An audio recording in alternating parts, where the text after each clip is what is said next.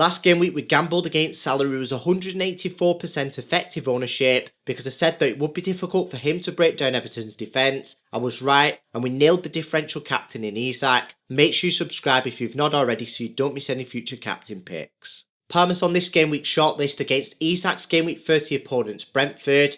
Isak himself is on the shortlist. Right now he might possibly be injured, we're not too sure about it, but if he does play, that's against Leicester. And Salah's back on the shortlist. We know he's the king of captaincy, but he's also got another difficult fixture, and you will see why shortly. All three players on the shortlist travel away from home this game week, and it is worth noting whilst you're watching this video, if you found out that Isak's injured, which might possibly be the case, just ignore him during the video and just listen to the other two players. If I was going ultra differential, I would go for Son against Southampton, but he's not had consistent minutes recently, and do you know what, if he got 90 minutes every single match like he used to, I would probably bring him in and captain him this game week because that's a home fixture as well. Starting with the non-penalty stats per 90 minutes, Isak and Salah are on last game week shortlist. There's not been much change in a couple of days in these numbers. Salah's have dropped a little bit and Isak's have gone up a little bit, but either way, Salah always comes out on top in this area, and there's nothing wrong with Palmer or Isak's numbers. They don't look as good as Salah's because they're not in comparison, but comparing them to the rest of the Premier League, they're actually still really good stats. Palmer's got slightly better underlying stats, but he has underperformed them.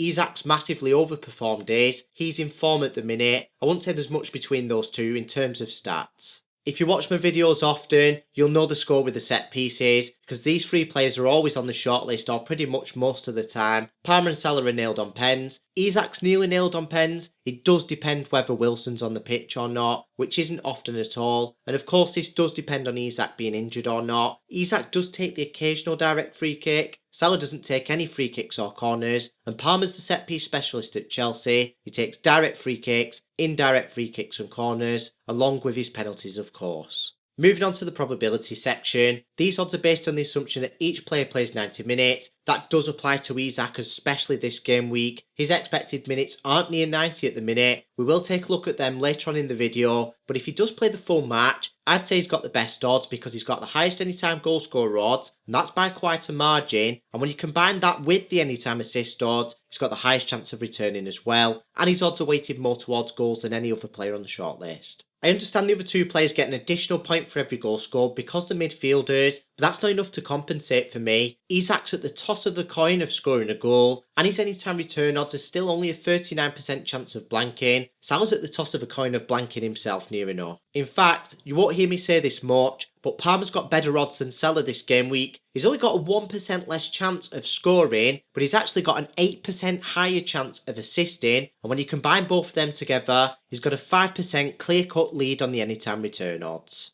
While Salah's got the least promising odds, he's actually got the highest points projection on Fantasy Football Fix with 7.3, he's 0.9 ahead of Isak. Now with Isak, it does depend whether he's injured or not. Obviously if he's injured, he's not going to have any points projections whatsoever, but if he's not injured, I would expect him to play roughly the full match. I've said this in the past, people expect players just to get subbed off, but if they're fit to play in the Premier League, and the player that usually does play the full match, they probably will end up playing the full match. So based on that logic, FPL reviews allowed me to adjust his expected minutes to 89, which is what Salah's are, and his points projection does come 0.3 ahead of him. Palmer's hasn't been adjusted, it's on 83, and to be fair, he is expected to play slightly less minutes. We know he's fit to play right now, and that is his points projection. Fantasy Football Fix must be thinking the exact same thing. To be fair, they're not low expected minutes, but they're not exactly perfect, are they? And with that 5.3, I did think on Fantasy Football Fix they'd still have him flagged, but no, that is actually his points projection right now as it stands. As for Isak on Fantasy Football Fix, he is on 6.4, but he's on 75% chance of playing, and if he's declared fit to play, I do expect his points projection on Fantasy Football Fix to go just above Salah's. I say that because he's got by far the easiest fixture on the shortlist. Leicester are ranked 18th for expected goals conceded in the whole league and 19th for goals conceded. Brentford are below average like I said last game week, and Fulham have actually got the third best expected goals conceded figure behind Arsenal and Liverpool, and they've got the highest clean sheet odds on the shortlist against Liverpool, who have the best attack. Let's not get too far ahead of ourselves though, because Salah's the best attacking player in the best attack in the league. When it comes to the risk assessment, he's got the highest expected minutes, the most reliable with 89. He gets 4 days worth of rest and he played 90 minutes in his last match. I'm not sure about Palmer's minutes. This video's been recorded before the Spurs and Chelsea match, but if he does feature in that one, I'm pretty sure he will. He will only get 3 rest days, which is not ideal, so if he plays nearly the full match, that's even more not ideal, and I do think that's why his expected minutes are reduced slightly. Isak's expected minutes are just not reliable whatsoever, but like I said, he'll either not play at all because he's injured, or he'll be fit to play, and he'll probably play roughly the full match. We need to listen out for the press conference and hope Eddie Howe is telling the truth. He did only play 65 minutes in the last match, but of course that's because he got dragged off injured. Like I said, he would have played roughly the full match probably, and if he does feature, he will get 5 rest days, and combining that with him not completing the last match, that's plenty of rest for him.